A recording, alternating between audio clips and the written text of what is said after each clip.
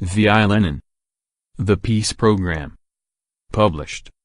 Sotsial-Demokrat No. 52, March 25, 1916. Published according to the Sotsial-Demokrat text. Source: Lenin Collected Works, Moscow, Volume 22, pages 161 to 168. The question of the social democratic peace program is one of the most important questions on the agenda of the Second International Conference of the Zimmerwaldists. In order to bring home to the reader the essentials of this question, we will quote a declaration made by Kautsky, the most authoritative representative of the Second International and most authoritative champion of the social chauvinists in all countries. Quote, "The International is not a fit instrument in time of war, it is, essentially, an instrument of peace. The fight for peace, class struggle in peacetime." Neue Zeit. November 27, 1914. All peace programs formulated by the international programs of the Copenhagen, London and Vienna Congresses, all demand, and quite rightly, the recognition of the independence of nations. This demand must also serve as our compass in the present war. End of quote. Ibid, May 21, 1915. These few words excellently express the program of international social chauvinist unity and conciliation. Everybody knows that Südkomm's friends and adherents met in Vienna and acted entirely in his spirit, championing the cause of German imperialism under the cloak of defense of the fatherland. The French, English and Russian Südkomms met in London and championed the cause of their national imperialism under the same cloak. The real policy of the London and Vienna heroes of social chauvinism is to justify participation in the imperialist war, to justify the killing of German workers by French workers, and vice versa, for the sake of determining which national bourgeoisie shall have preference in robbing other countries. And to conceal their real policy, to deceive the workers, both the London and the Vienna heroes resort to the phrase, "We recognize the independence of nations," or in other words, recognizes the self-determination of nations, repudiate annexations, etc., etc. It is as clear as daylight that this recognition is a flagrant lie, despicable hypocrisy, for it justifies participation in a war which both sides are waging, not to make nations independent, but to enslave them. Instead of exposing, unmasking and condemning this hypocrisy, Kautsky, the great authority, sanctifies it. The unanimous desire of the chauvinist traitors to socialism to deceive the workers is, in Kautsky's eyes, proof of the unanimity and virility of the International on the question of peace. Kautsky converts nationalist, crude, obvious, flagrant hypocrisy, which is obvious to the workers, into international, subtle, cloaked hypocrisy, calculated to throw dust in the eyes of the workers. Kautsky's policy is 100 times more harmful and dangerous to the labor movement than Südkomm's policy. Kautsky's hypocrisy is 100 times more repulsive. This does not apply to Kautsky alone. Substantially the same policy is pursued by Axelrod, Martovanchkides in Russia, by Longwit and Pressmain in France, Treves in Italy, etc. Objectively, this policy means fostering bourgeoisie among the working class. It means inculcating bourgeois ideas into the minds of the proletariat. That both Südkomm and Plekhanov merely repeat the bourgeois lies of the capitalists of their respective nations is obvious, but it is not so obvious that Kautsky sanctifies these lies and elevates them to the sphere of the highest truth of a unanimous international. That the workers should regard the Südkomms and Plekhanovs as authoritative and unanimous socialists who have temporarily fallen out is exactly what the bourgeoisie wants. The very thing the bourgeoisie wants is that the workers should be diverted from the revolutionary struggle in wartime by means of hypocritical, idle and non-committal phrases about peace, that they should be lulled and soothed by hopes of peace without annexations, a democratic peace, etc., etc. Husmans has merely popularized Kautsky's peace program and has added, courts of arbitration, democratization of foreign politics, etc. But the first and fundamental point of a socialist peace program must be to unmask the hypocrisy of the Kautskyist peace program, which strengthens bourgeois influence over the proletariat. Let us recall the fundamental postulates of socialist doctrine, which the Kautskyists have distorted. War is the continuation, by forcible means, of the politics pursued by the ruling classes of the belligerent powers long before the outbreak of war. Peace is a continuation of the very same politics, with a registration of the changes brought about in the relation of forces of the antagonists as a result of military operations. War does not change the direction in which politics developed prior to the war, it only accelerates that development. The war of 1870–71 was a continuation of the progressive bourgeois policy, which was pursued for decades, of liberating and uniting Germany. The debacle and overthrow of Napoleon III hastened that liberation. The peace program of the socialists of that epoch took this progressive bourgeois result into account and advocated support for the democratic bourgeoisie, urging, no plunder of France, an honorable peace with the Republic. How clownish is the attempt slavishly to repeat this example under the conditions prevailing during the imperialist war of 1914–16. This war is the continuation of the politics of an overripe reactionary bourgeoisie, which has plundered the world, which has seized colonies, etc. Owing to the objective situation, the present war cannot, on the basis of bourgeois relations, lead to any democratic progress whatever. No matter what the outcome of the war may be, it can lead only to the intensification and extension of oppression in general, and of national oppression in particular. That war accelerated development in a democratic bourgeois progressive direction, it resulted in the overthrow of Napoleon III and in the unification of Germany. This war is accelerating development only in the direction of the socialist revolution.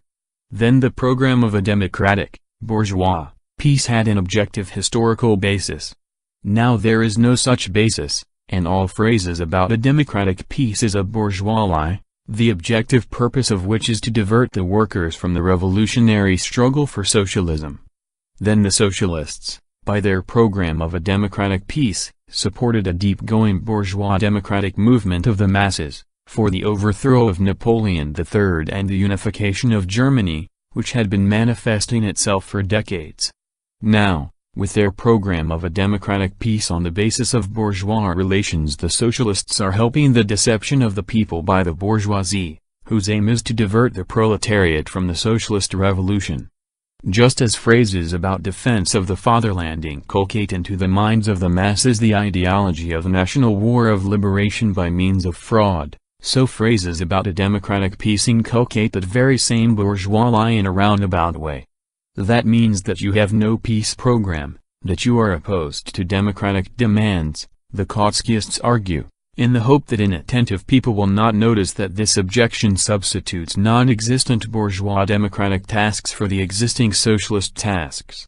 Oh no, gentlemen, we reply to the Kautskyists. We are in favor of democratic demands, we alone fight for them sincerely. For the objective historical situation prevents us from advancing them except in connection with the socialist revolution. Take, for example, the compass which Kautsky and company employ for the bourgeois deception of the workers. Sudkam and Plekhanov are unanimous in their peace program. Down with annexations. Support the independence of nations. And note this, the Sudkams are right when they say that Russia's attitude towards Poland, Finland, etc., is an annexationist attitude. And so is Plekhanov right when he says that Germany's attitude towards Alsace-Lorraine, Serbia, Belgium, etc., is also annexationist. Both are right, are they not? And in this way Kautsky reconciles the German Sudkam with the Russian Sudkams. But every sensible worker will see immediately that Kautsky and both the Sudkams are hypocrites. This is obvious. The duty of a socialist is not to make peace with hypocritical democracy, but to unmask it. How can it be unmasked?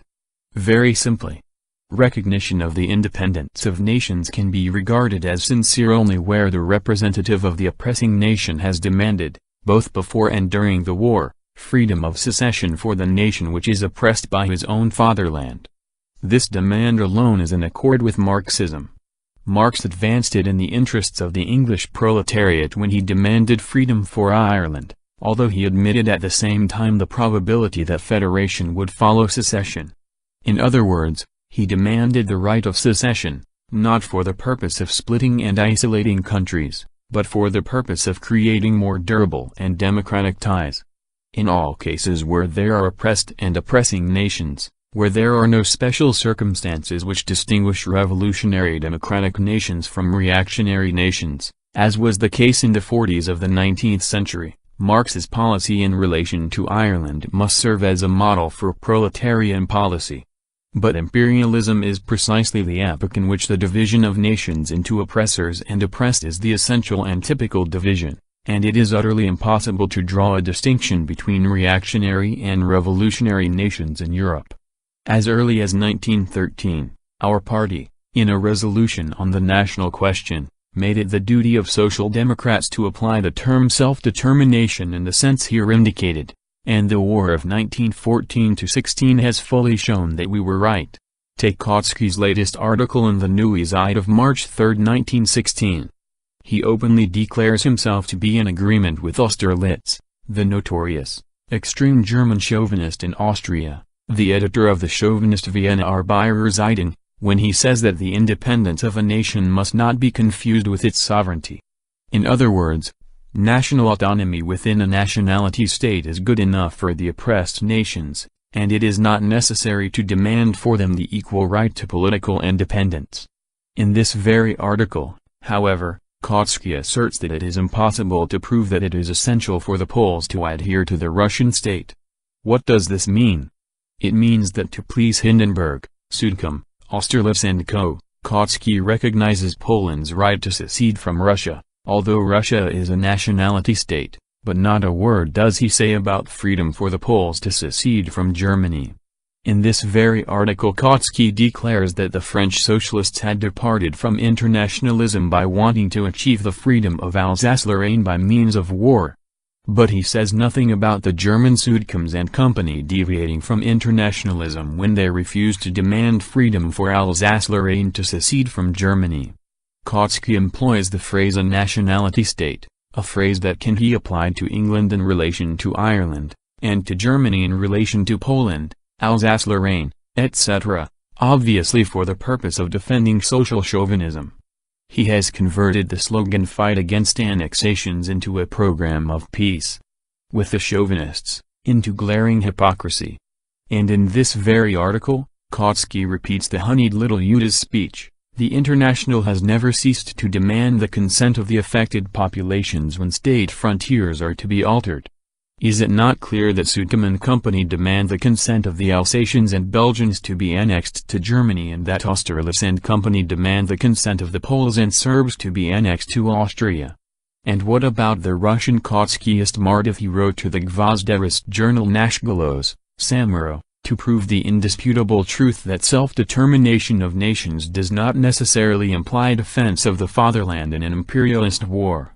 But Martov says nothing about the fact that a Russian social democrat betrays the principle of self-determination if he does not demand the right of secession for the nations oppressed by the Great Russians, and in this way Martov stretches out the hand of peace to the Aleksinskis, the Gvozdevs, the Dotrasovs, and the Polekhanovs. Martov is silent on this point also in the underground press. He argues against the Dutchman Gorter, although Gorter, while wrongly repudiating the principle of self-determination of nations, correctly applies it by demanding political independence for the Dutch Indies and by unmasking the betrayal of socialism by the Dutch opportunists who disagree with this demand. Martov, however, does not argue against his secretary, Semkovsky, who in 1912–15 was the only writer in the liquidationist press who repudiated the right of secession and self-determination in general. Is it not plain that Martov advocates self-determination just as hypocritically as Kautsky does, that he, too, is covering up his desire to make peace with the chauvinists? And what about Trotsky? He is body and soul for self-determination, but in his case, too, it is an idle phrase, for he does not demand freedom of secession for nations oppressed by the fatherland of the socialist of the given nationality. He is silent about the hypocrisy of Kautsky and the Kautskyists. This kind of struggle against annexations serves to deceive the workers and not to explain the program of the Social Democrats. It is an evasion of the problem and not a concrete indication of the duty of internationalists. It is a concession to nationalist prejudices and to the selfish interests of nationalism. We all, bourgeois and social chauvinists alike, derive benefits from our fatherland's oppression of other nations, but not a struggle against nationalism. The peace program of social democracy must, in the first place, unmask the hypocrisy of the bourgeois, social chauvinist and Kautskyist phrases about peace. This is the first and fundamental thing. Unless we do that, we shall be willingly or unwillingly helping to deceive the masses. Our peace program demands that the principal democratic point on this question, the repudiation of annexations, should be applied in practice and not in words, that it should serve to promote the propaganda of internationalism, not of national hypocrisy. In order that this may do so, we must explain to the masses that the repudiation of annexations, that is, the recognition of self-determination, is sincere only when the socialists of every nation demand the right of secession for the nations that are oppressed by their nations. As a positive slogan, one capable of drawing the masses into the revolutionary struggle and explaining the necessity for adopting revolutionary measures to attain a democratic peace, we must advance the slogan, repudiation of the national debt. Finally, our peace program must explain that the imperialist powers and the imperialist bourgeoisie cannot grant a democratic peace. Such a peace must be sought and fought for, not in the past, not in a reactionary utopia of a non-imperialist capitalism, nor in a league of equal nations under capitalism, but in the future, in the socialist revolution of the proletariat. Not a single fundamental democratic demand can be achieved to any considerable extent, or any degree of permanency, in the advanced imperialist states, except by revolutionary battles under the banner of socialism. Whoever promises the nations a democratic peace without at the same time preaching the socialist revolution, or while repudiating the struggle for it, the struggle which must be carried on now, during the war, is deceiving the proletariat.